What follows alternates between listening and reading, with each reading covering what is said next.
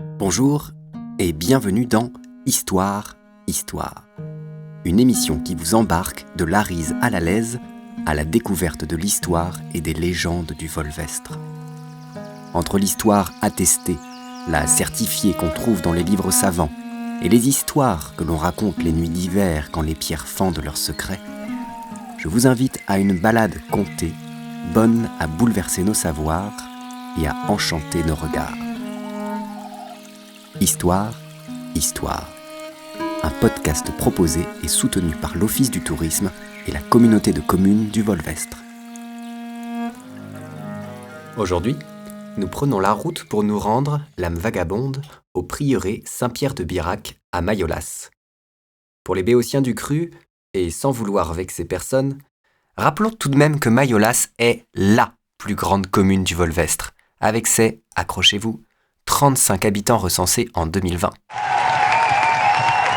On comprend mieux dès lors pourquoi, si Toulouse face à elle rougit encore un peu, les communes adjacentes de La Trappe, Bax et Rieux, dans le passé, se sont montrées carrément jalouses et ont tenté à plusieurs reprises, à coups de boulets de canon préfectoraux, de la phagocyter pour mieux s'en répartir les richesses. Nous étions alors entre 1792 et 1853. Mais c'était sans compter sur la ténacité des Mayolassois et des Mayolassoises qui surent préserver les pierres autant que les cloches de leur paroisse, ainsi qu'une mairie indépendante pour cet irréductible village garonnais. Passé cette introduction, comment trouver cette mégapole si discrète et son Montmartre local, le prieuré Saint-Pierre de Birac ? Suivez le guide.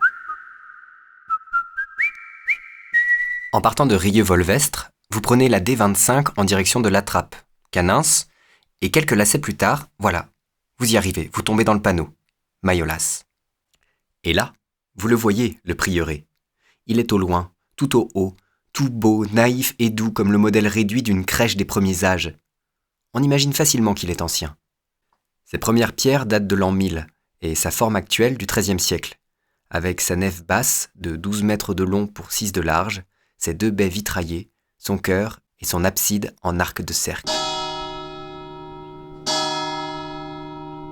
Ces 2 cloches sonnent notre arrivée. Elles figurent parmi les plus anciennes du pays. La plus grosse, de 200 kilos, est dédiée à Saint-Pierre. Elle fut coulée en 1592. L'autre, dédiée à la Vierge, est de 150 kilos. On a de la chance de les entendre aujourd'hui, car sans la foi musclée des habitants de Mayolass qui les descendirent pendant la Révolution française pour les cacher dans les bois, elles auraient probablement disparu. Mais le chemin cependant qui mène au prieuré ressemble plus à un trait tracé à la verticale sur un mur qu'à autre chose. C'est raide, et c'est tout droit. Pour vous, braves cyclistes venus à vélo, c'est pied à terre. Alors, d'un pas pèlerin, vous montez. Vous savez qu'à l'arrivée, le monastère et la chaîne bleue des Pyrénées vous attend.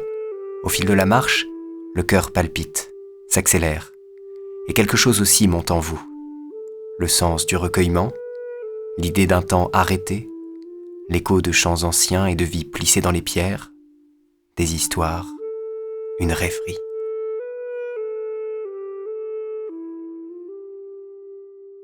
Allons au temps longtemps, lorsque vivait au château de Rieux, bien avant sa démolition et le cimetière qui le remplace aujourd'hui, le redouté Agrippa de Lorda, jadis seigneur de Castagnac et maître des fiefs de Mayolass, Latour et Bax. Agrippa de Lorda était un homme rude, épais, broussailleux, impulsif autant qu'intelligent et fier. Chose curieuse, il était aussi père d'une fille dont la douceur et la beauté en étaient le miroir inverse. Elle s'appelait Éléane. Là où son père se murait dans le silence, aussi froid qu'une crypte en hiver, elle n'était que ouverture, chant d'oiseaux, source claire. Agrippa de Lorda la veillait jalousement. Il se refusait à penser qu'elle pût un jour quitter Rieux, quitter ce Volvestre si beau dont elle était l'émeraude. La moindre idée d'un prétendant lui faisait serrer les poings à s'en faire blanchir les phalanges. Cependant, aussi jaloux fut-il, Agrippa de Lorda ne gardait pas sa fille enfermée. Et même parfois, il lui permettait d'assister au spectacle des proto-nomades, l'ancêtre des pronomades locaux, qui venaient à jouer de temps à autre. Mais voilà qu'un jour, alors qu'on fêtait les théâtrales à Rieux, Éléane fit la rencontre dans le parc des Jacobins d'un jeune seigneur d'Olix nommé Florent. D'un échange de regards, ils se reconnurent tous deux. D'âge semblable, animés d'une grâce et d'une délicatesse identiques, remarquables parmi la foule, ils formaient d'instinct les pièces d'un même puzzle. Et c'est à cet instant précis que le dieu Amour fit son office, d'un coup de flèche bien décoché, capable au premier coup de renverser un papogaille de son poteau. Le papogaille et le poteau, c'est une tradition de Rieux-Volvestre. Bien sûr, devant un tel coup de foudre, les deux jeunes amants se promirent aussitôt un amour éternel. En revenant le soir, Éléane demanda « Père, faudra-t-il un jour que je me marie ?»« De marier, ma fille, n'y songe même pas. Le mariage est un tombeau et l'amour une peine sans retour. »« Mais, père, basta. Ta mère n'est plus et ton absence n'est pas une option. » Mais le soir, accrochée à un petit caillou lancé à sa fenêtre, elle reçut le mot suivant. « Cher ange, venez prier pour les vêpres à la chapelle Notre-Dame de Bonne-Garde, sur le pont d'Aurillac, au-dessus de la Rise. Je vous y attendrai. Florent. » Bientôt, tout le monde saluait la piété d'Éléane. Tantôt elle priait aux Jacobins, tantôt à la chapelle, tantôt à la cathédrale, et tantôt à quelque calvaire lointain où, passionnée, elle retrouvait qui ? Puis l'hiver vint. La campagne toute blanche était comme habillée d'un manteau d'hermine. Ce jour-là, Agrippa s'en était allé chasser dans les parages de Canins avec sa meute et ses gens. Le vent était tombé, l'air était sec et clair comme du cristal, les sentiers bordés de congères. Cet air froid dans le soleil donnait l'esprit d'aventure. Transportés par un si beau jour, nos amants, Éléane et Florent, avaient décidé de prendre le chemin des crêtes pour se rendre au prieuré de Saint-Pierre de Birac, où la vue sur les montagnes promettait d'être superbe. Ils seraient revenus avant le soir, bien avant le retour du Seigneur. Mais l'ascension ne promettait pas d'être aisée.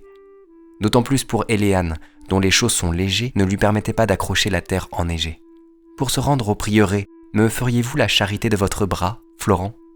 Alors, ils prirent le petit sentier des crêtes, passant par La Chéline, Saint-Michel, Estampes, puis arrivés à Lavignas, ils s'arrêtèrent au point de vue, plutôt que de poursuivre directement par Bézines et Payatte jusqu'au prieuré.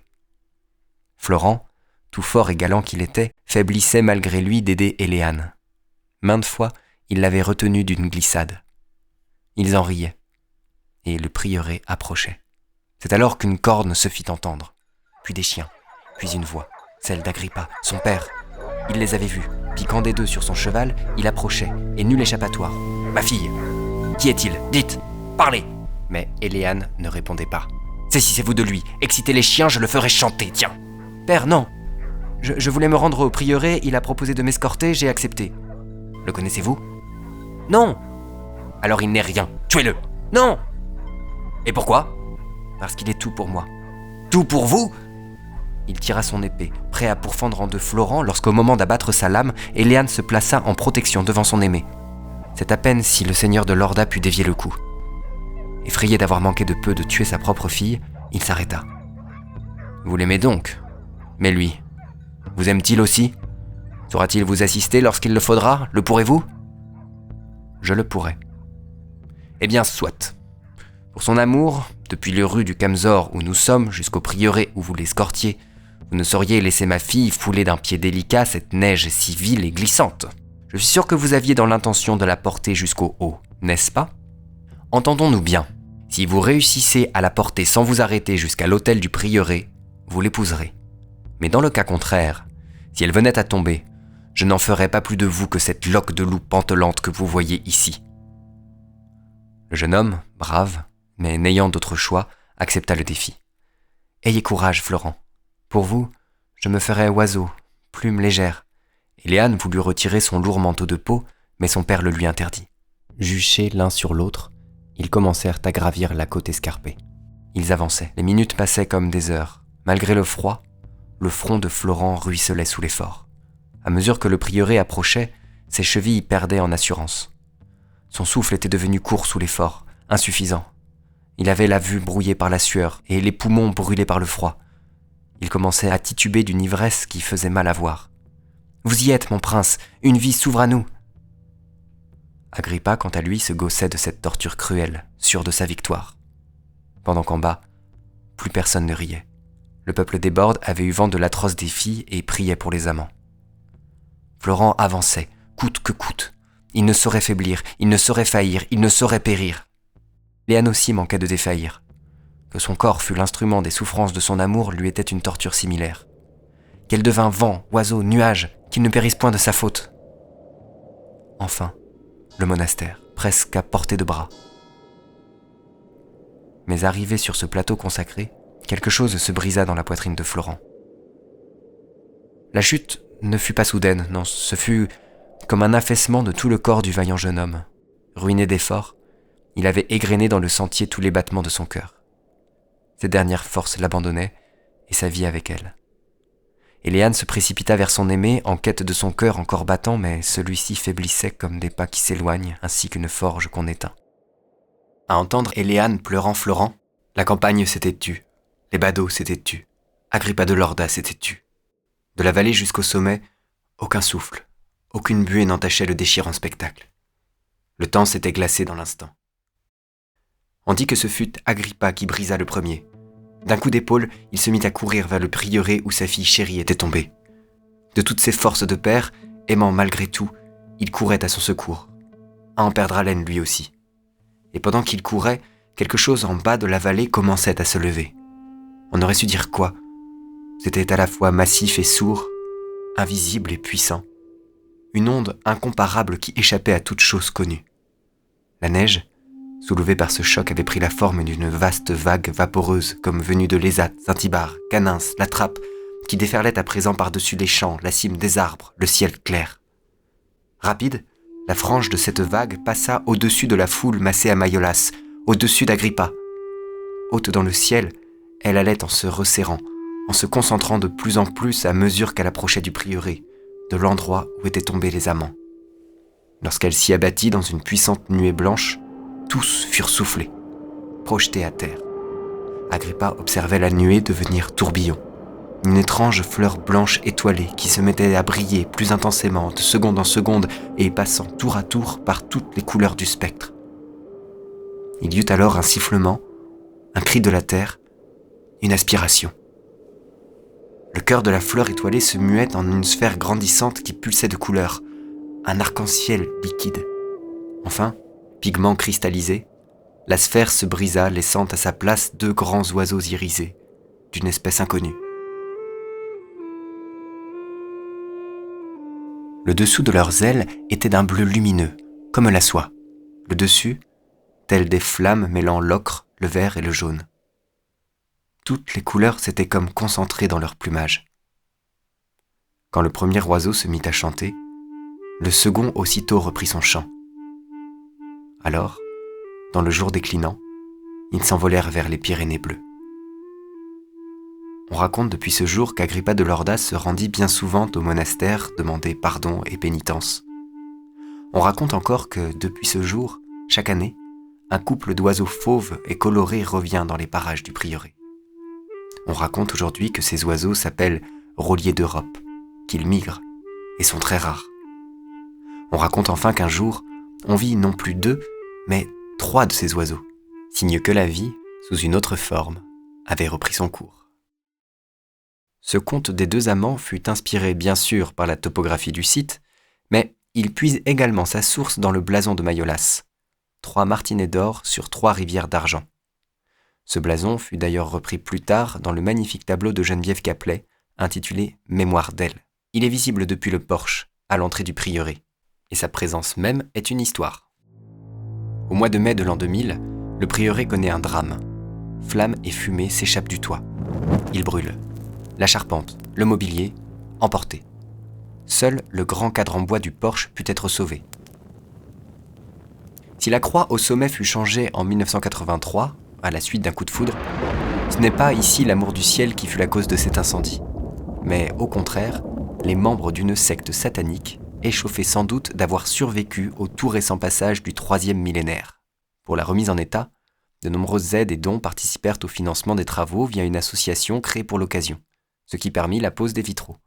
En 2015, soit 15 années après l'incendie, le prieuré étant reconstruit, il fut alors décidé d'employer le reliquat des fonds de l'association de restauration pour la commande d'un tableau destiné au cadre du porche. La municipalité organisa le concours, et ce fut « Mémoire d'elle », le tableau de Geneviève Caplet, qui l'emporta. On y voit ainsi les 3 martinets d'or du blason de la commune, jadis celui de la famille de Martin de Viviès, qui s'échappe de l'insigne situé en bas à droite du tableau. Il s'envole et se mute en oiseau de feu, puis, à mesure qu'il gagne le ciel et les terres, se change en blanche colombe dans un flux d'air ascendant. À l'arrière-plan, coloré, entre la vigne, les épis de blé et les coteaux blonds d'été, se tient le prieuré réparé. Pour ce qui est de la vigne figurée sur le tableau, n'oublions pas qu'en langue occitane, son cep se dit Mayol. Qu'en est-il donc du vin de Mayolas ? Peut-être pourrons-nous le boire un jour, à l'issue d'un concert ou d'un spectacle proposé par l'association culturelle Les Clés du Prieuré. À suivre avec autant d'attention que nos beaux oiseaux migrateurs, la programmation des Clés du Prieuré, éclectique et généreuse, profite de la magie du lieu et de sa très belle acoustique pour mieux le faire résonner dans ses histoires actuelles, passées ou enchantées. C'était Histoire, un podcast proposé et soutenu par l'Office du tourisme et la communauté de communes du Volvestre. Écrit et réalisé par Gabriel Tamalet, en association avec la compagnie Présence Monde. Nous remercions pour cette émission Feu le général Henri Ménard, précieux historien du Volvestre et membre de l'Académie archéologique du Midi de la France, qui nous a laissé une très complète histoire de Mayolas. Pour aller plus loin, je vous invite à consulter ce document. Il est accessible en téléchargement libre sur le site de la mairie.